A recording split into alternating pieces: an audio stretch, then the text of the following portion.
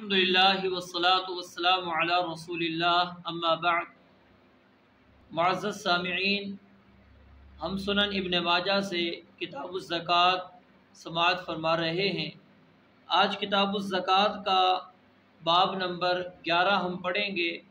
اور اس عنوان کے اندر امام صاحب نے 2 روایات نقل کی ہیں، حدیث نمبر 1801 اور 1802۔ عنوان کا نام ہے باب ما یأخذ المصدق من الابل، عامل کس قسم کے اونٹ زکوٰۃ کے اندر وصول کرے گا۔ پہلی روایت سند کے اعتبار سے ضعیف ہے،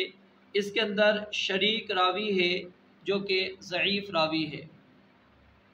اور اس حدیث کے راوی ہیں سوید بن غفلہ جو کہ عظیم تابعین میں سے کبار تابعین میں آپ کا شمار ہوتا ہے۔ رسول مکرم صلی اللہ علیہ وآلہ وسلم کے زمانے کے اندر یہ مسلمان ہو چکے تھے، لیکن آپ علیہ السلام کی زیارت نہیں کر سکے، آپ علیہ السلام سے ملاقات نہیں ہو سکی۔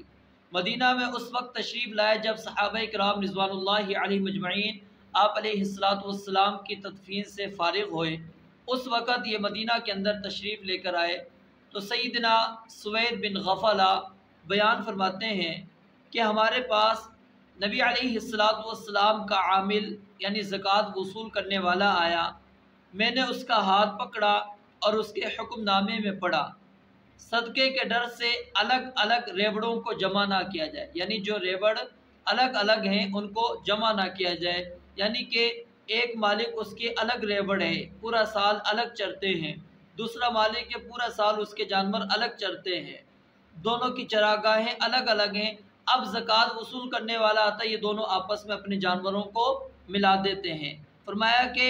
ریوڑوں کو جمع نہ کیا جائے اور نہ ہی اکٹھے ریوڑ کو الگ کیا جائے، یعنی پورا سال 2-3 مالکوں کی ایک ہی جگہ پر وہ جانور چرتے رہے، ایک ہی ریوڑ پورا سال وہ رہے۔ جب زکوٰۃ وصول کرنے والا آتا ہے، میں اپنے جانور الگ کر لیتا ہوں، دوسرا اپنے جانور الگ کر لیتا ہے، تیسرا اپنے الگ کر لیتا ہے، اور جب ہم تینوں الگ کر لیتے ہیں تو اب ہم میں سے کسی کے اوپر بھی زکوٰۃ واجب نہیں ہو رہی۔ اگر اکٹھے ہیں تو پھر ہم پر زکوٰۃ آ رہی تھی، تو اس صدقے کے ڈر کی وجہ سے وہ الگ کر دیتے ہیں یا پھر وہ اکٹھا کر لیتے ہیں۔ اور اسی دوران کہتے ہیں کہ ایک آدمی ایک موٹی تازی بڑی سی اونٹنی لے کر حاضر ہوا، انہوں نے اسے لینے سے انکار کر دیا، تو وہ اس سے کم درجے کی ایک اور اونٹنی لے آیا، انہوں نے وہ لے لی اور فرمایا مجھے کون سی زمین سہارا دے گی اور کون سا آسمان مجھ پر سایہ کرے گا اگر میں مسلمانوں میں سے کسی مسلمان کے بہترین اونٹ وصول کر کے رسول مکرم صلی اللہ علیہ وآلہ وسلم کی خدمت میں حاضر ہوں گا۔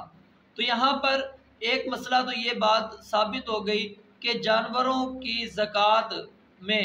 عامل اس بات کا خیال رکھے کہ جس ریوڑ سے زکوٰۃ وصول کر رہا ہے کیا یہ پورا سال اسی مالک کے پاس ہی رہے ہیں، کیا یہ اکٹھے ہی رہے ہیں جانور، یا پھر یہ مختلف ریوڑوں کو ملا دیا گیا ہے، یا پھر ریوڑ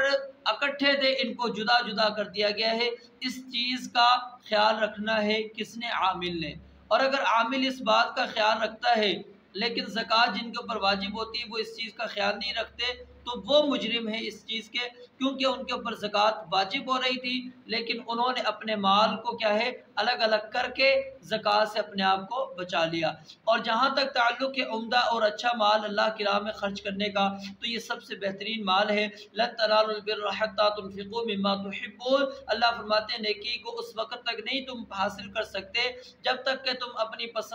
پسندیدہ چیز اللہ کے راستے کے اندر خرچ نہ کرو۔ تو سب سے بہترین اور سب سے پسندیدہ چیز کیا ہے کہ انسان کا جو سب سے عمدہ ترین مال ہے وہ اللہ کی راہ کے اندر خرچ کرے۔ لیکن زکوٰۃ کے اندر یہ کیوں رکھا گیا ہے؟ اگر سب سے عمدہ مال لیا جائے گا تو مالک ہو سکتا ہے وہ اس چیز کو ناپسند کرے کہ میرا عمدہ ترین مال تو وہ لے کر چلے گئے، اس لیے فرمایا کہ جو درمیانے درجے کا مال ہے وہ اللہ کی راہ کے اندر زکوٰۃ کے طور پر خرچ کیا جائے گا۔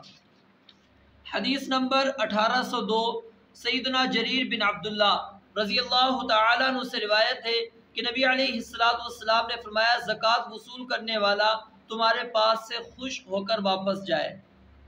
اس حدیث کا کیا مطلب ہے کہ اس سے جب بھی آپ نے ملنا ہے خندہ پیشانی سے ملنا ہے، یہ نہیں کہ دیکھو ہمارے مال میں سے زکوٰۃ لینے آ گئے، بلکہ تمہیں شکر ادا کرنا چاہیے کہ تمہارے مال کو پاک کرنے کے لیے عامل آ گیا ہے۔ تمہارے مال میں سے اللہ رب العالمین کا حق وہ لے جائے گا تو تمہارا مال پاک اور صاف ہو جائے گا، تمہاری درجات کی بلندی کا باعث بن جائے گا۔ لیکن اس سے کیا ہے، خندہ پیشانی سے ملو اور اس کی فرائض کی ادائیگی کے اندر اس کے ساتھ تعاون کرنا ہے۔ یعنی کیا مطلب کہ آپ نے اس کے ساتھ جو زکوٰۃ وصول کرنے والا آیا ہے، آپ پوری صحیح معلومات اس کو دو کہ جی ہمارے پاس یہ جانور کس کس قسم کے ہیں،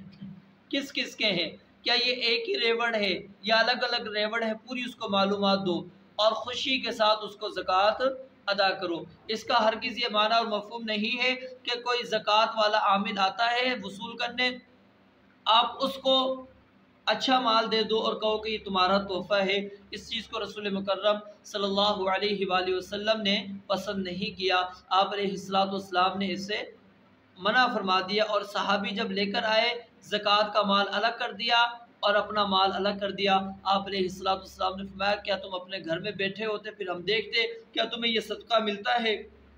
یہ تحفے، یہ ہدیے تمہیں ملتے ہیں؟ تو یہ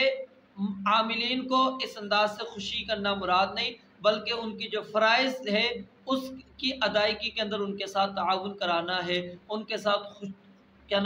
خندہ پیشانی کے ساتھ ملنا ہے۔ اللہ رب العالمین سے دعا ہے رب العالمین سمجھنے اور عمل کرنے کی توفیق عطا فرمائے۔ وآخر دعوانا ان الحمد للہ رب العالمین۔